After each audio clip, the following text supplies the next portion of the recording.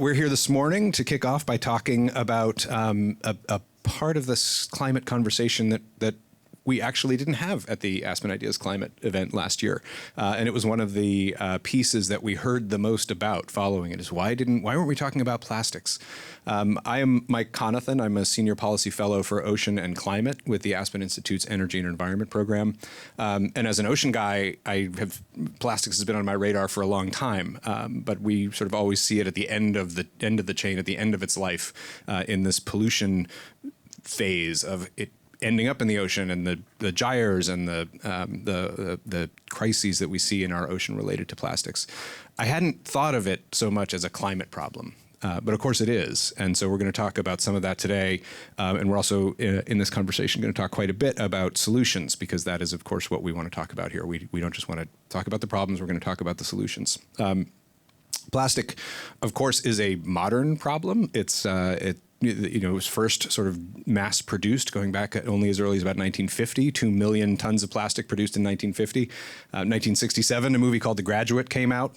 Dustin Hoffman playing a young man in the middle of an existential crisis coming out of college and is taken aside by one of his father's friends who puts an arm around him and says, "Ben, I'm just going to say one word to you, plastics. I think there's a great future in plastics. Think about it." And of course, Ben had no interest in plastics at the time, but that guy turned out to be really smart, because in that year, 1967, the world produced 23 million tons of plastic. And in 2019, the world produced 460 million tons of plastic, and the OECD has suggested that that number is fixed to triple by 2060. Even today, with all the strides that we're attempting to make towards getting plastic out of our lives. So it's a big problem, and it's got a serious need for lots of solutions, and we're going to talk about a lot of those solutions today with these amazing experts that we have here with me. Of course, it's not just a crisis of pollution, it's a crisis of human health. As recently as the train derailment in Ohio, cars full of vinyl chloride exploding, and now we've got towns that are perhaps uninhabitable. It's a crisis of environmental justice. Where plastic is produced is often affecting disadvantaged communities, communities of color. It's a huge problem from an environmental justice standpoint. And of course, it is a climate problem, and we will get to talk to that as we move forward here. So we're going to talk today about the production side. We're going to talk about turning off the flow, because as I know, living in Maine, when your pipes burst, they freeze and burst, you don't start by getting a mop, you start by getting a wrench and turning off the flow. And so that's what we're going to try to do here today, talk about those solutions. To my right, we have the Honorable Monica Medina, U.S. Assistant Secretary of State for the Ocean and International Environmental and Scientific Affairs and Special Envoy for Biodiversity and Water Resources. Monica's an old friend. We've worked together in the ocean space for a very long time, and it's fantastic to have her here and representing the United States in all of our international environmental negotiations. To her right, Tomass Overthun, Executive Design Director at IDEO, which is a storied, internationally renowned design firm based in San Francisco. Tomass will talk a little bit about his decades of experience working in the design field and his evolution in his sort of personal plastics journey. And to his right, Julia Marsh, who's the co-founder and CEO of Sway, a company that uses seaweed, fast-growing ocean regenerative plant. I love that as well, of course, from my background, to create materials to replace single-use plastics in lots of different ways. So really dynamic conversation. I'll have a few questions for these folks. I'll start them off with sort of one individually to each. We'll have some group questions from here. We'll have time, of course, for our audience Q&A, and we'll bring in your questions as we go along as well. So, housekeeping done. Monica, your deep background, obviously, in ocean conservation, you have had an opportunity to exercise your authority now with the State Department over the last couple of years through some international treaty negotiations. We've made amazing progress on ocean-related treaties in the last 2 years, largely because you've been leading our negotiations from the State Department, of course. Just last Saturday, the world finalized an approved language for a new treaty to protect biodiversity beyond national jurisdiction, to protect the high seas.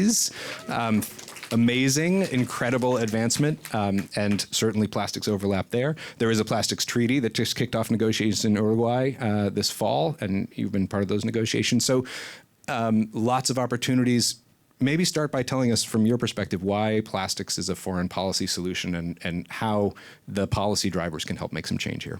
Thanks, Mike. And it's so nice to be here. Good morning, everybody. Thanks to the Aspen Institute for putting plastic into the conversation around climate. It is an important part of climate solutions will involve reducing the amount of carbon we use to make plastic. So this is really, really important to not only climate, but to our environmental future. And yes, thank you for remembering or recognizing the new agreement we just concluded over the weekend. It's part of kind of, I think of these things that are in threes right now. We had a big agreement in December to conserve 30% of the planet by 2030 under an existing treaty called the Convention on Biological Diversity, 30 by 30. You can't get to 30 if you don't conserve 50% of the planet, which is the ocean.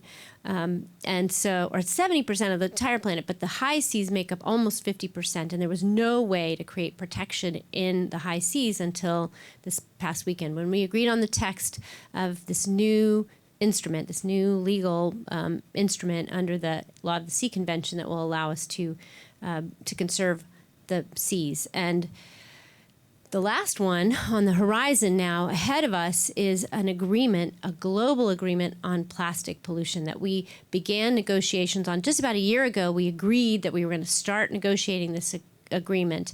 We had the first session already. It's called the INC process in this plastic agreement. And I'm really thrilled about it because here in the U.S., we have no national law to govern plastic pollution. We have no way to, at the federal level, to kind of deal with this problem. And it is a global problem, in fact, which is why this agreement is so important, because lots of countries have actually tried to ban plastic within their borders or ban certain types of plastic, single use, and they can't because the global economy is so vast and the products that are now made with or packaged in plastic are so extensive that there's no way to eliminate it. So it will take a global agreement to deal with plastic pollution. So how are we going to do that? It's really complicated. And the U.S. has a particular sense of how we need to do it. And that is along the lines of the Paris Agreement. Instead of having a very prescriptive treaty that might have a million different formulas for, I don't even know how many chemicals there are in different types of plastic, it would be really hard, we think, in 2 years. We have 2 years to finish this agreement. That's the deadline that we set for ourselves, which is good because that BB&J one, the ocean one, took 15. So we're going to try to do this in 2. And I think the only way to do it is if we take on the Paris style, kind of like a new, modern, more modern way to have these kinds of agreements, where countries develop plans of their own, but globally we adopt a North Star, a really hard, ambitious, stretch target. For climate, it's 1.5 degrees, right? Keep us close to with 1.5 degrees warming as we possibly can. For plastic, the one we, the U.S., hope that we adopt as a planet, as a globe, is no plastic pollution in the environment by 2040. And that's really hard. A lot of countries, as we put that out there sort of as the thing we think ought to be the goal, that North Star, a lot of countries are worried that we can't make it. But we're pretty bullish about that. We really want to set a very high standard because we want these national action plans to be really aggressive. And kind of like the NDCs of climate, we think that there is a way for each country to look at their specific circumstances. It might be very different if you're an island, a small island in the Pacific, than if you're the United States with a huge amount of land and huge distances to have to ship things across the country and where weight matters. So there are huge trade-offs in climate, by having to transport heavier packaging. So we think that different countries need different solutions, all aiming towards that North Star, but that we ought to have a lot more standardization and a lot of public-private partnership in order to get to this very ambitious goal. So we need flexibility in the agreement to allow for innovation, and you're going to hear more about that later. I can't wait. I'm excited about that myself. And we're hoping that we, the U.S. government, will lead in a new and different way, which is to create a public-private partnership all around how to drive innovation. And we're fine with other countries that want to have very tough prescriptive laws. You know, the European Union has some very tough prescriptive laws. They're very ambitious too. I think of it as sort of like those are the fuel efficiency standards for cars, and we're like the California zero emission standard, right? There are two ways to get to an outcome. Both can be very helpful in driving that change and that innovation.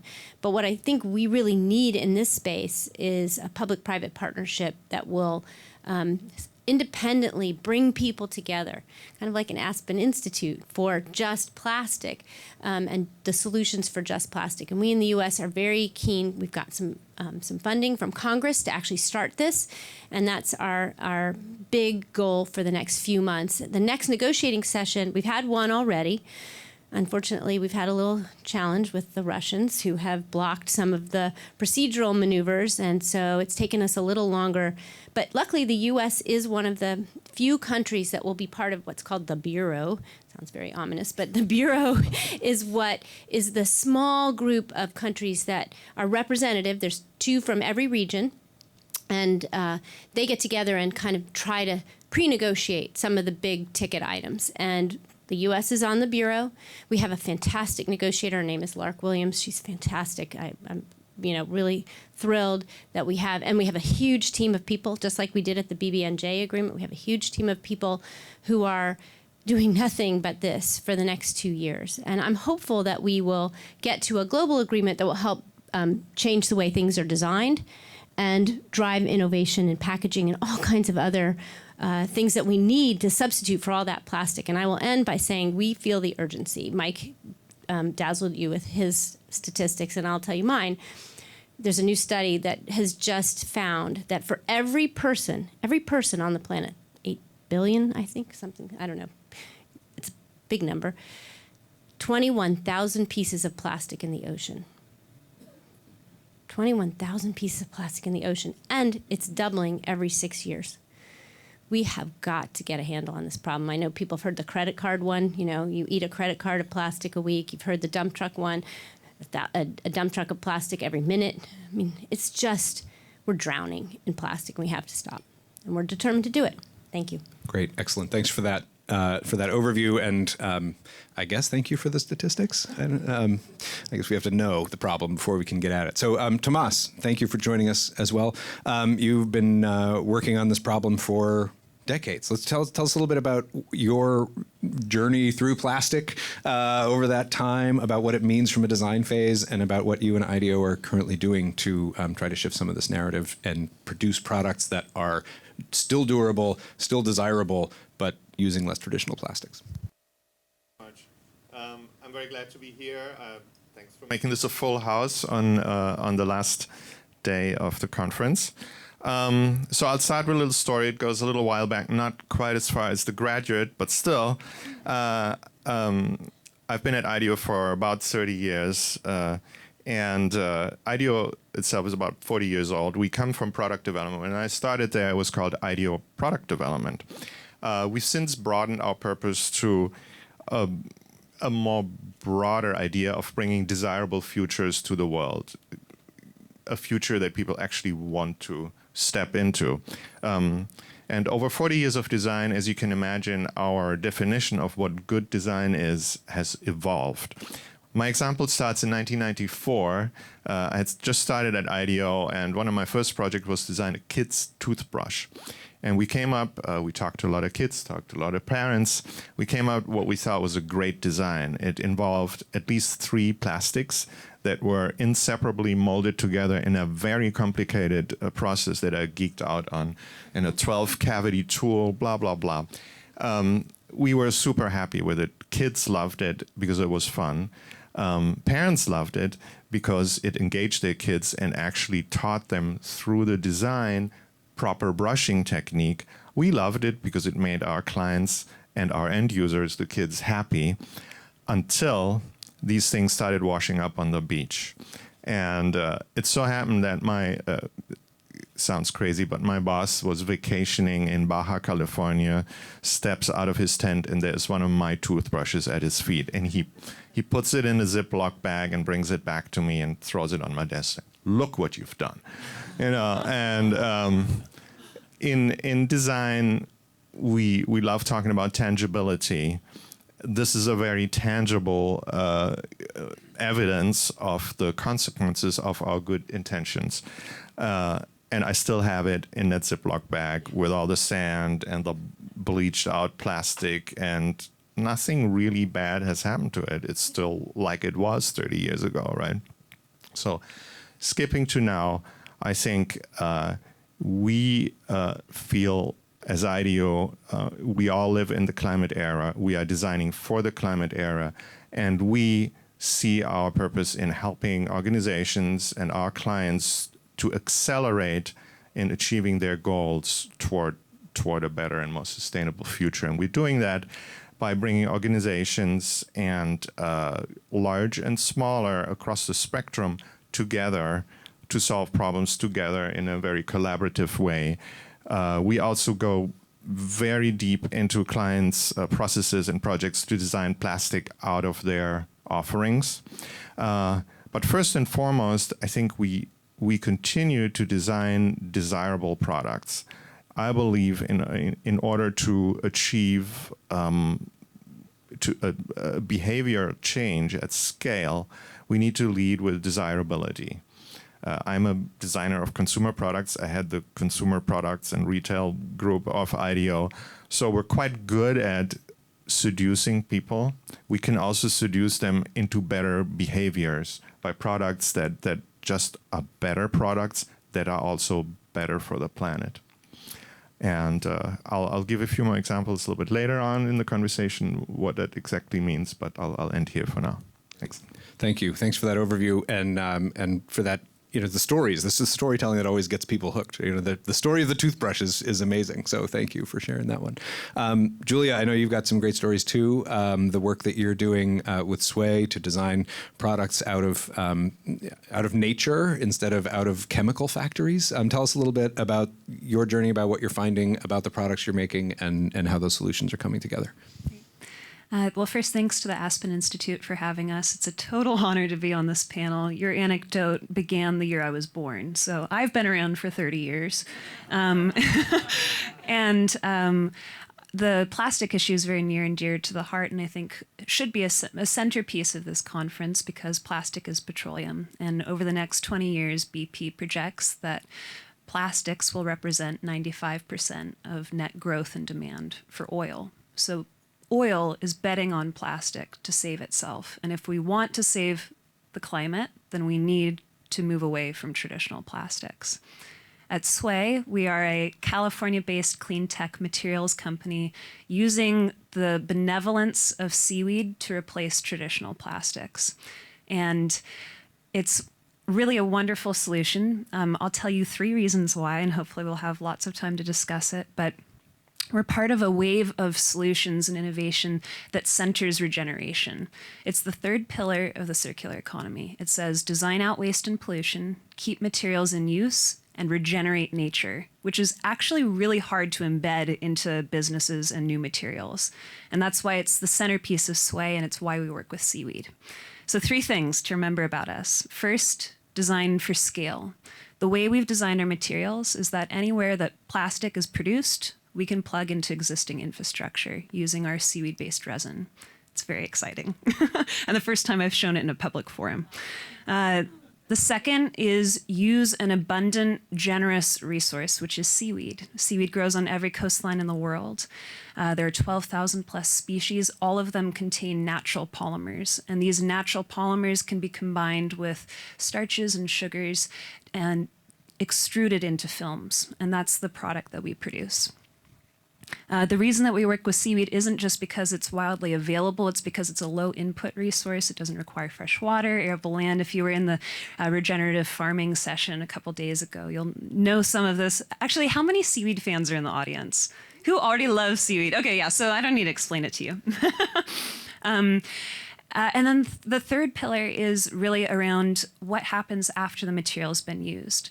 So how can we take accountability for the reality that most folks don't have access to compost infrastructure? That's the scenario we're designing for, to be clear. Our material decomposes naturally within a span of 4 to 6 weeks.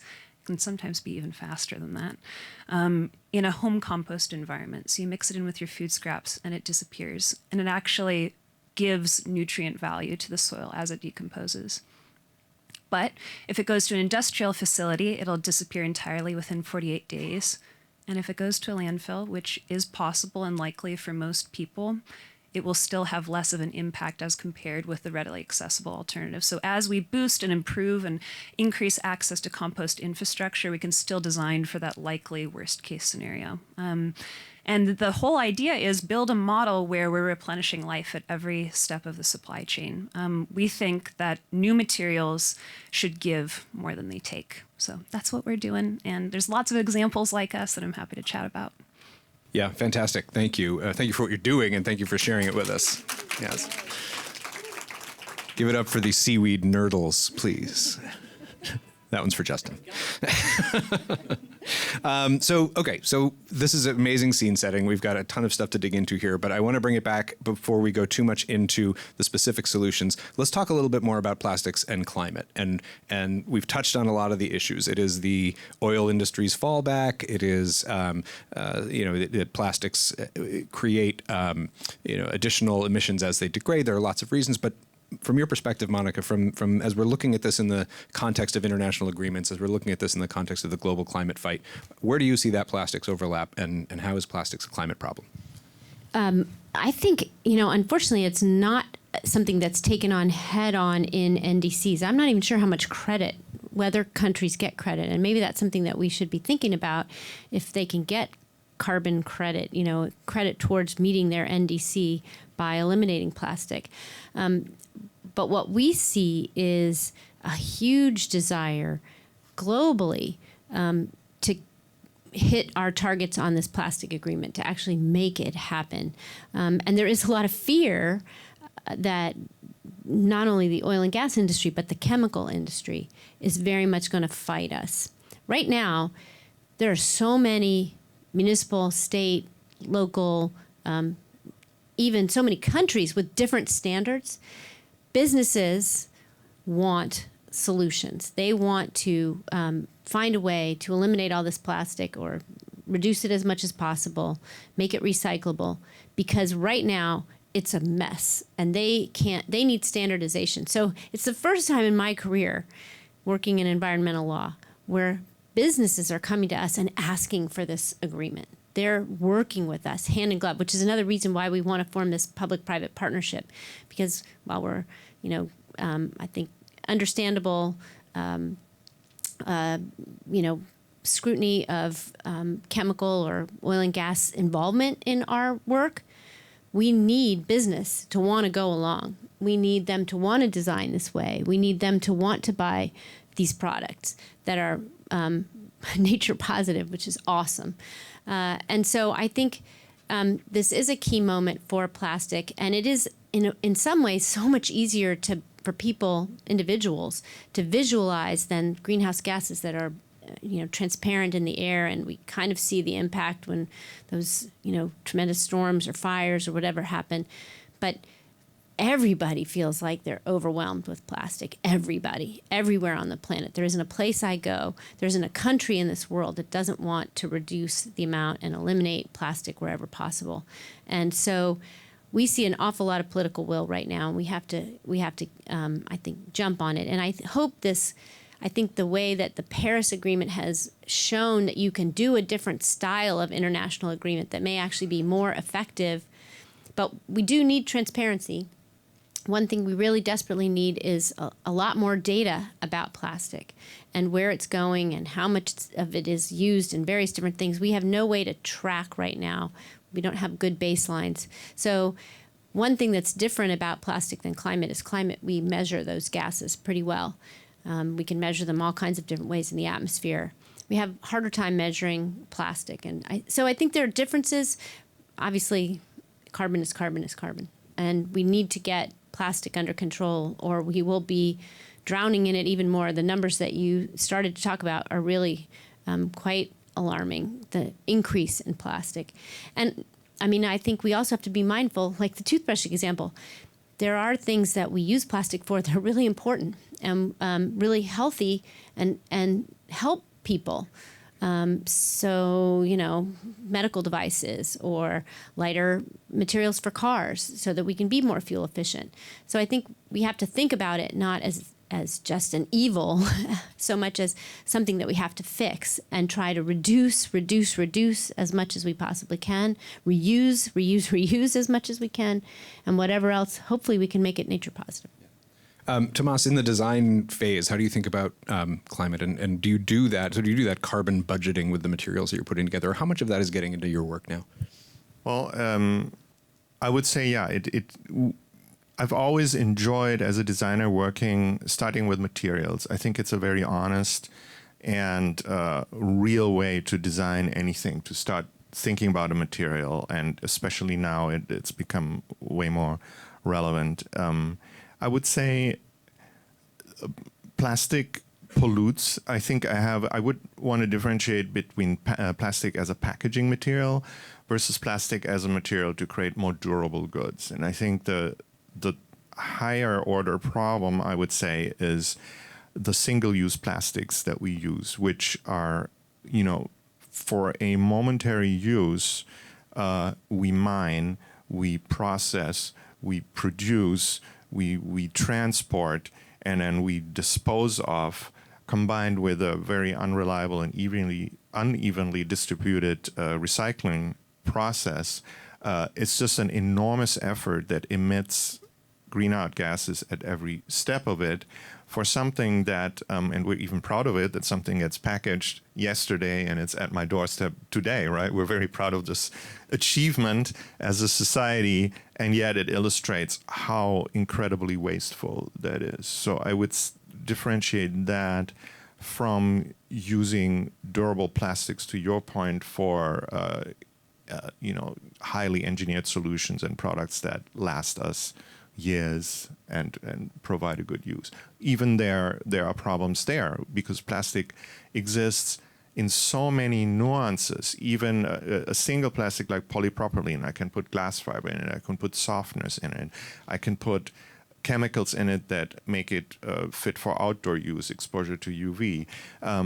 And nobody really knows, if it sits in recycling, that all this stuff is in there. You know, somebody knows. And how to then take it back yeah, out. Exactly. Right. Yeah. Because if you don't know what's in it, you don't know how to break it down. You don't know how to recycle. Julia, you mentioned the climate thing. Do you want to talk a little, the climate thing? Do you want to talk a little bit more about that, or do you want to? We can move to solutions if you want. We can talk about that. Your I actually wanted to piggyback on Tomass's point, because I'm also a designer by trade, and I think that, well, we were chatting about it. 80% of environmental waste is determined at the design stage. So if you get application specific around which materials are being used where, you decrease the likelihood of waste. And so that's really important to us, and you were saying it too, Monica, we're not saying it's one size fits all. There's an ecosystem of solutions. Nature is diverse. The solutions should also be diverse. Sometimes you do need just no packaging. We would advocate for that first. And then we would look at, is there a reusable solution? Does it make sense? If the lifespan of the product and the use case is 12 seconds, we should find a compostable solution that's going to also disappear in that short time span. So just all about application matchmaking, not saying we want to replace all plastics. In fact, we'd like the vast majority of those materials to just disappear to begin with at the design stage. Great. So I guess with that, let's talk about solutions, because that's what we want to hear about. So where are you seeing your biggest successes? Where are you finding those opportunities for the market? And where are there hurdles to the use of your nurdles? Sorry. Can resist. I couldn't. Well, we're really lucky to be part of this next generation wave of materials, where we had plastic, and then we had the first wave of solutions, which are often coming from corn and potato and sugarcane. These are the readily accessible bio-based materials that you're using probably at your Whole Foods or elsewhere. And we know the shortcomings of those materials in terms of where they're coming from, how they're sourced, how they're produced, how they perform, and then the fact that they're also more expensive. So where we've seen success and where our peers see success is the utilization of generous feedstocks like seaweed or mushrooms. We have Micah Works in the room. Or looking at other types of feedstocks that are derived from waste or byproducts from agricultural processes. Some of my favorite innovators, am I allowed to name drop? Okay. We definitely encourage that at the Aspen Institute. All right. Well, I just want to volunteer that if you're looking for a rigid replacement for packaging, there's an amazing company in Canada that uses agricultural waste. It's called Earthos. If you're looking for rigid packaging, there's an incredible company in the UK that uses bacteria. They're called Shellworks. If you're looking for a replacement for foams, there's a company here in the States called Bloom that uses microalgae. If you're looking for a replacement for foam, there's also a company right in our backyard in Santa Cruz called Cruise Foam. They use chitin. I love that folks are all taking notes. They use chitin from waste shrimp shells and lobster shells to replace foam. They're an incredible company. If you're looking for film replacements, we're just one of them. There's a company called Outlander Materials based out of the Netherlands that uses beer wastewater. If you're looking for a replacement for bubble wrap, there's a company called Woola based out of Estonia that uses waste wool that can't be used in fiber or fabric production. And then on top of that, there's companies like myself. There's many companies in the seaweed space looking at solutions for thin film plastic. So what we're seeing, and if you ask what are the successes or the opportunities, it's a huge appetite for material innovation and openness to tell these stories around where our materials actually come from. And the challenges are that we can't move fast enough. And there's so much demand for these types of materials that we're very constrained in terms of how many customers we can serve today. It's really urgent that we scale very quickly in tandem with all of those other solutions. That's really exciting, and thank you for sharing your competitors. I think that's really a positive step in the way we're producing and really addressing this problem as a collective instead of trying to be super protective of a market. I think that's admirable. So thanks for that. Tomass, what's the new toothbrush? Well, I'll get to it. First of all, okay, all right. First of all, I will definitely add Julia to our network of people that know more than we do. That's something that is really dear to my heart, to build a network of experts in material, people who know materials deeply. And it's actually surprising how little of that is out there available in one place, so you have to piece it together. But we're in the same area, so we'll be talking. So that's one thing that's going to happen. I can give a few examples how we work. We work on specific projects, but we also work bringing organizations together. So we've done a couple of projects with Closed Loop, who put together a consortium of very large brands, CPG, consumer packaged goods brands, to tackle problems that are really bigger than even the largest companies.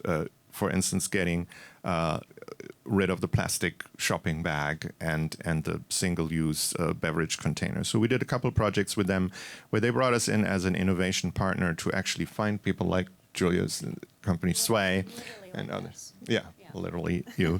And so across the spectrum, from very big, very established to small startup with a lot of energy and a lot of innovative spirit, bring them together. And we really, as IDEO, didn't design much. We facilitated this process, this innovation process, with our process of just going in, prototyping, building a dispensing thing for a reusable bag alternative, and then prototyping that in Palo Alto and San Francisco and getting people to try it out at a rough level. Just going in with optimism and build it and see it, and then eventually prototype it at scale in real retail environments to see what happens and if there's uptake. Again, with this idea that we need to create desirable options for consumers, that we cannot take things away from them and expect to pay them the same amount for it, for instance. It needs to be easy to do.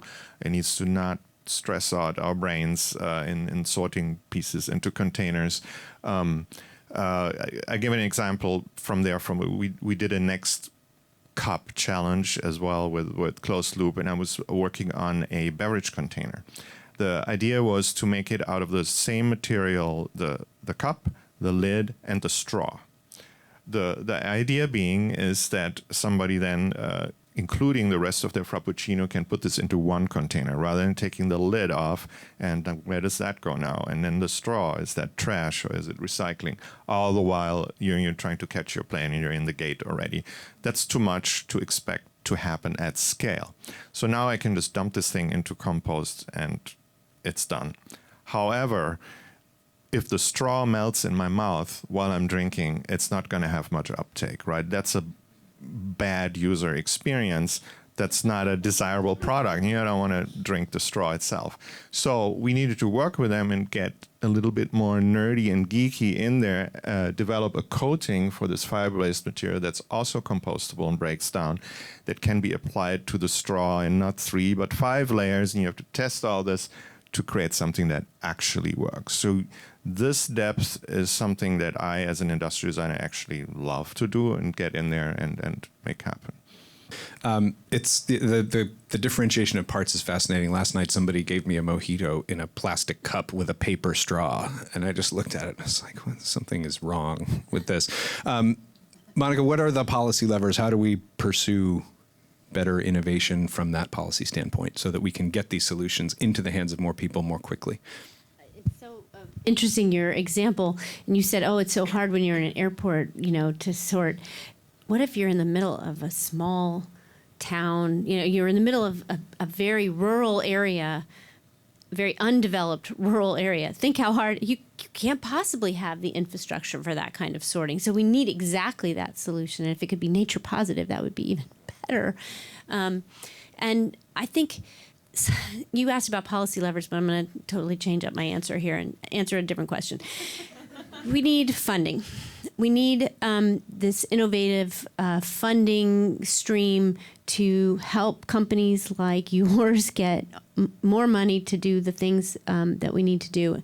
It's hard to find funding for biodiversity and for nature and for being nature positive. But if we could find a way to make use of nature in a sustainable way that makes products that we need and that we want because they're convenient and they match up with either our modern world or our undeveloped world or wherever, that make disposal easy and minimize waste, we have hit the jackpot, because there will be people who will, I think, want to make money. And so finding a way to finance all of this is probably the thing that keeps me up at night. I think we will come up with an agreement. There are 190 countries working really hard at it. There are governments all around the world trying to tackle this problem. We can develop standards. We can create the kinds of prohibitions that keep the bad things from continuing, toxic chemicals. And we can, set the table for funding to follow in great measure. And if we do that, I think, you will be very successful and you will help design things that will make her very successful. And all of the rest of us will be happy and still be able to live the kind of lives that we need to. Government's just got to help make that happen by setting standards, creating the conditions that will bring investment to the table. So Monica jumped to my next question. So that's all right. No, it's cool. It just means we're going to get to audience questions sooner, which is great. So get ready for that one. But I was going to ask, so here we are. We've got, as Julia's saying, we've got all these opportunities. We've got incredible innovators who are ready to put products to work that are made from things that nobody else wants. Like, this is sort of the dream scenario for an investor. It's effectively making something out of nothing. So we may have some investors, some finance people in the room. We may have some philanthropists, some grant makers in the room. Where are the best opportunities and how can those levers help? Are we able to scale at this point, and what do we need to scale these solutions? Tomass or Julia, either.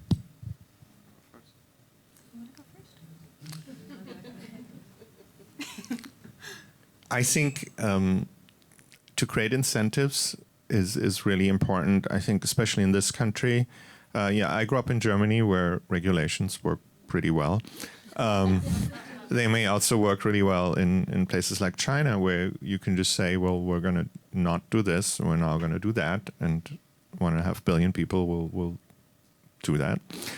In this country, I think incentives work much better, and we see that with the Inflation Reduction Act, puts out an incentive, and it creates confidence to be able to invest, a long-term confidence that I can make a long-term investment that is actually a business. A big problem around recycling is that it's just not a good business, because recycled plastic ends up being more expensive than virgin plastic, and it's just, there's no business there. So I believe if the incentive comes from the government or from private industry, doesn't really matter, or philanthropy, it is a good thing because it creates security and confidence, and that's what we all need. We need optimism and confidence to step into a future that actually works. I can build on that. So the first piece, I'll just speak specifically to how we are building our business, and then I'll speak to some of the enablers, if that's all right.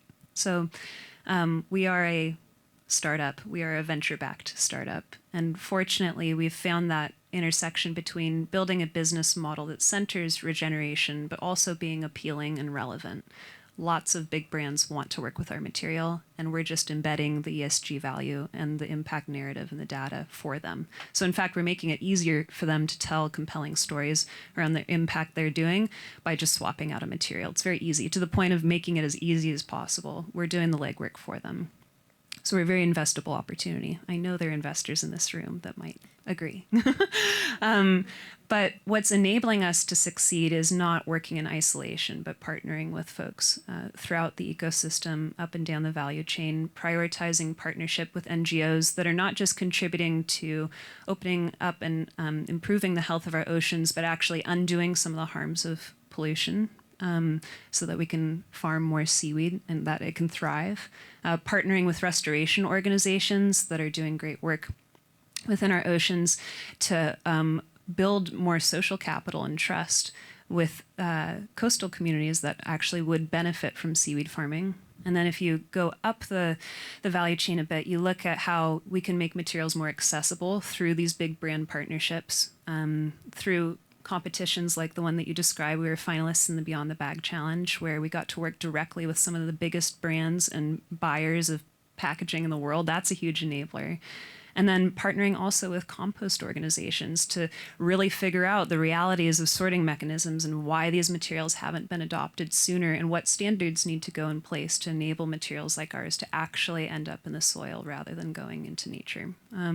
So yeah, looking at all the partnerships that a small organization like mine can build so that we don't operate in isolation. Those are the biggest enablers for companies at our stage. Can I jump in here and say, this is exactly why we want to build this public-private partnership, which is something that governments don't always do, this kind of thing. But it is inherent in our country, innovation and the desire for flexibility, and incentivize businesses to get where you want them to go, and they'll do it. Zero emission cars, perfect example.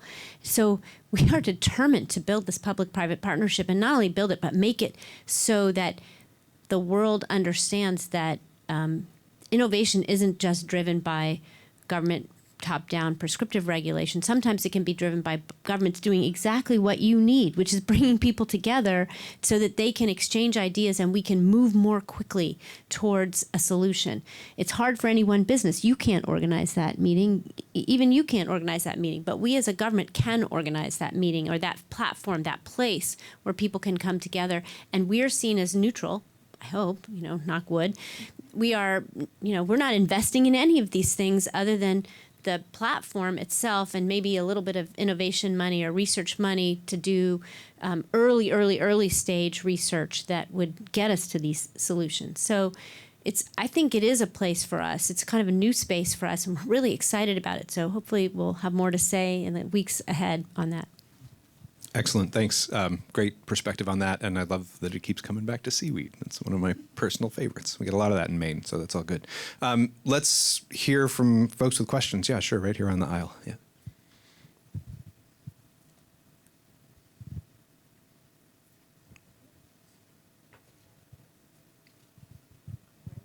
Yep.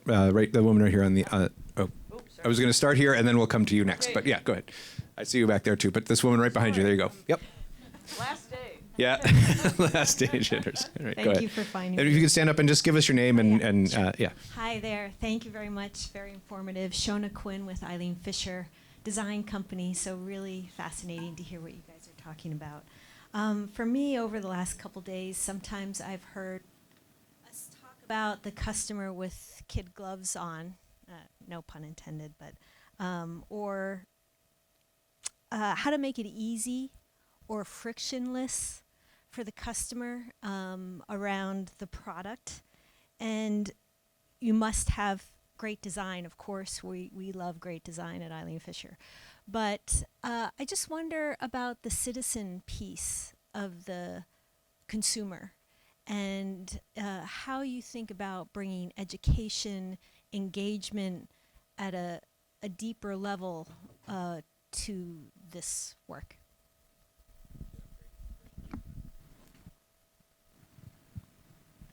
Yeah, I think there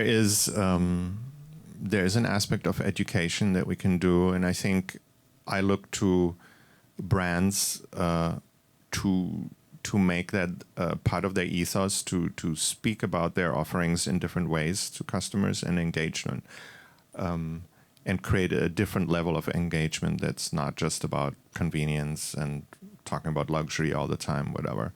I think there's a lot of work to be done on the side of the brands.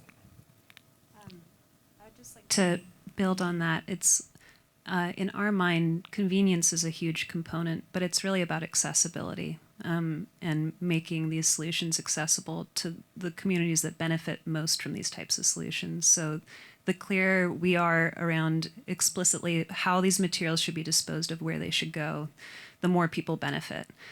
For us, that's really around messaging. It's also around having all of the certifications that exist and really prominently displaying them to build that trust, because people's trust is broken around new materials.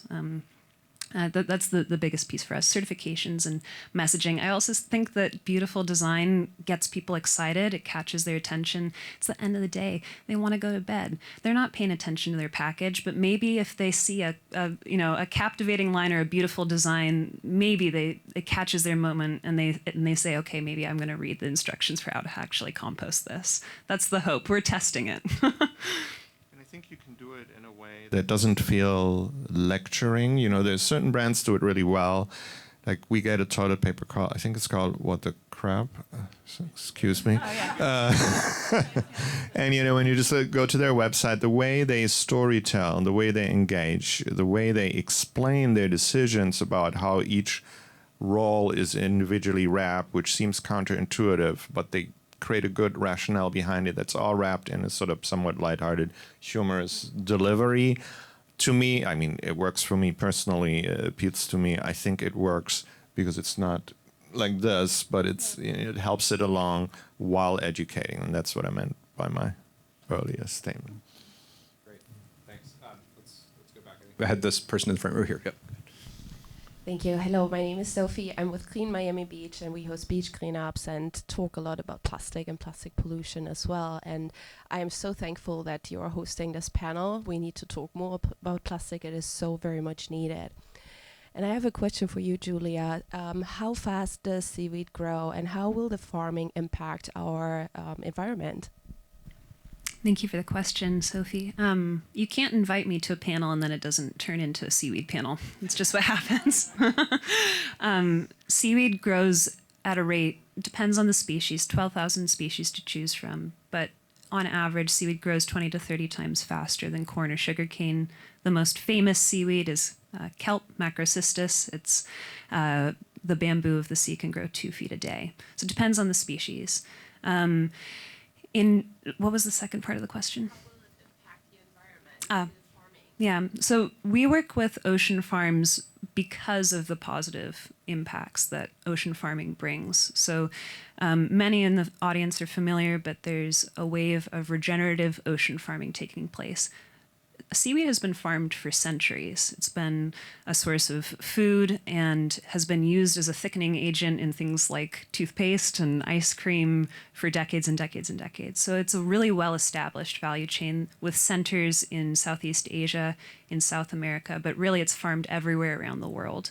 And the more seaweed we grow, overwhelmingly, the healthier the ocean is in terms of buffering excess nutrients, creating habitat for biodiverse life, sequestering carbon. Lots of really good research emerging around the varying carbon sequestration capacity of seaweed farms. And then there's the livelihood component as well. So coastal communities can benefit from this new source of employment, coastal resilient employment, especially in regions affected by overfishing. So more seaweed farms, healthier oceans. That's the equivalence we see. Thanks. Let's go here front row and then to the back.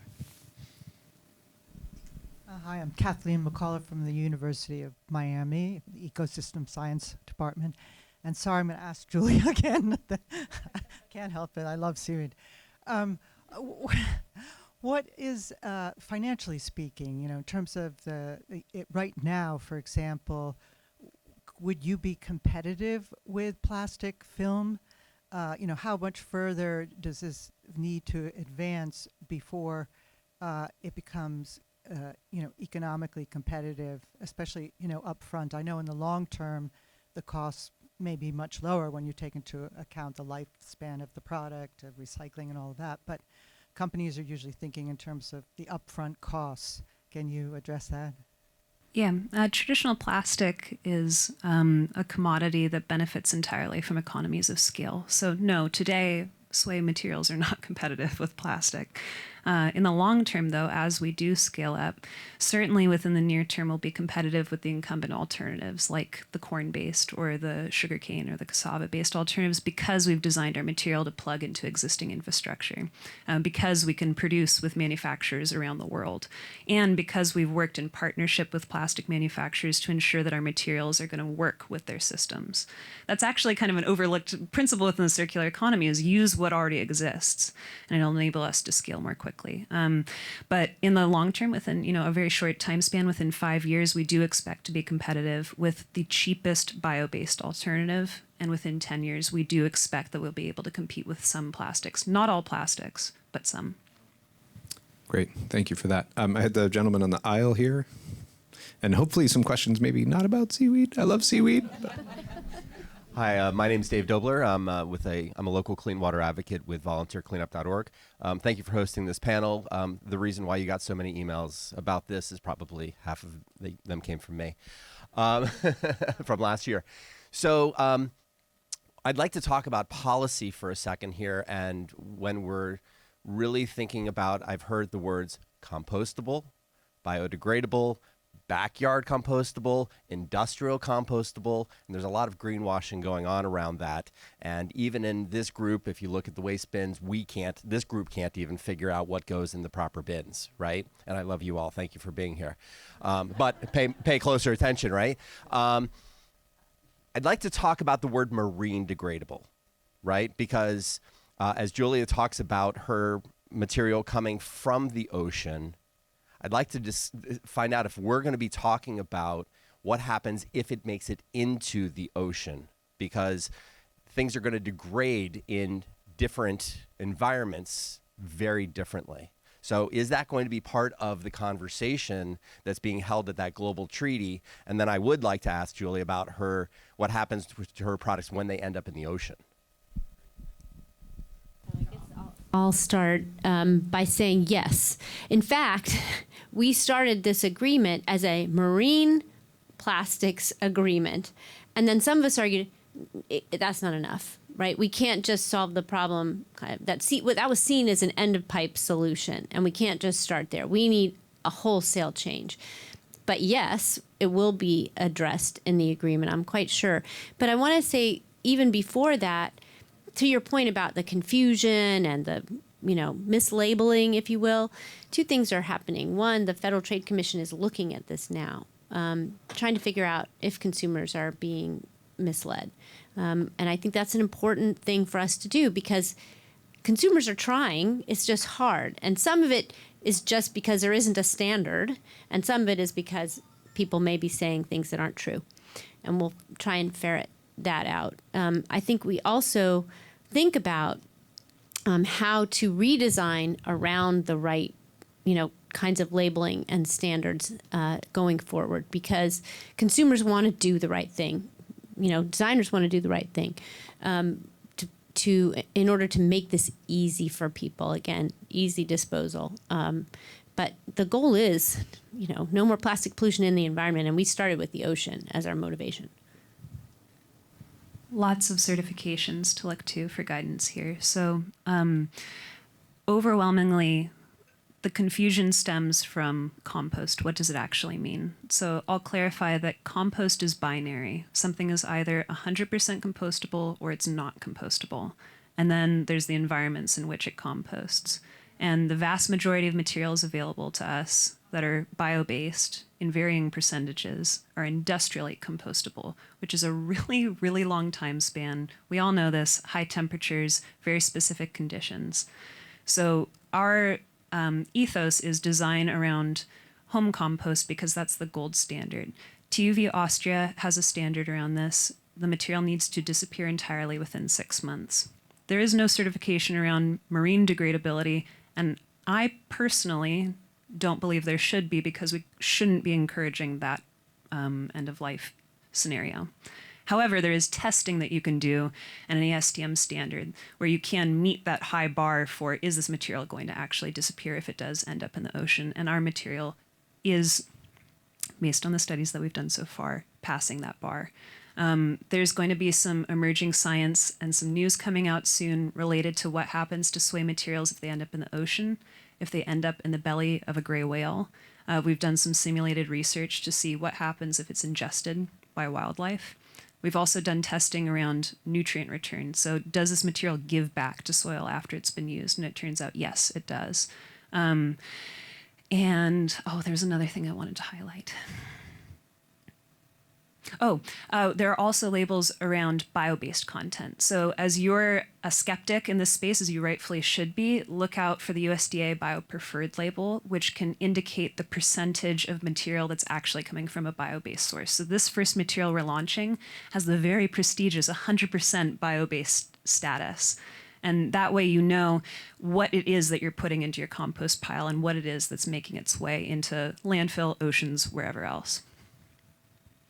Yeah, thanks. That's a great topic, and this whole question of labeling and clarity is one that we've really got to get our arms around because there are just too many opportunities. Okay, so we have time for one more question. I'll go on the aisle here, please. I know there's so many questions. If it's quick, we might get a second. So we'll start here, and then gentleman next to her, if there's time. Thanks. Hi, thank you all so much for being here and having this conversation. I was probably one of the ones who complained after last year about not talking about plastics in a climate forum. I'm Stephanie Munguia. I'm a PhD student at Florida International University, and I've also worked with the UNEP on environmental justice implications of plastics report that helped to launch the INC process. And I am curious to know, my question is for you, Assistant Secretary, how are you bringing communities along in the same way that we talk about a clean energy transition and the justice implications of that? How are you bringing communities into those spaces? Those negotiation spaces normally are pretty exclusive. So how are you going to make sure that there aren't unjust implications of this transition? That's a fantastic question, and I will tell you we are trying very hard to encourage it every way we can. We already did our first tribal consultation, which is great, and it was hard just to get tribes to know about it. So we have a big job to do to just get more and more communities involved in general. We do have a huge environmental justice group of advocacy organizations who follow us. They came to Uruguay to the first negotiating session. We held, I think, 2 or 3 public meetings where we told them what was going on. There was a dialogue process that happened right before the negotiations began, and it was more of sort of a, let's put everybody in a room and sit them all at different tables and see if they just talk to each other and see if they'll break down some barriers. And that was good, but I think I'm back to this public-private partnership again. You let me promote that one more time because I think we need everybody at the table, and that's a place where everyone can come and we can ensure that we have all the voices we need to be able to get to the solutions. We know that there are different solutions for different types of communities. Islands in particular are a place where we know we have very challenging problems with plastic. And so although Seaweed could be great because they're big ocean countries. So I am hopeful that we will be able to bring communities in a way that, and I know Inger Anderson, the head of the UN Environment Program, feels this to her core. And so I don't think there will be a process where one set of parties gets more access or more opportunity to be heard than another. And as long as the Biden administration is here to help be at the forefront of that negotiation, we will make sure that those voices are heard.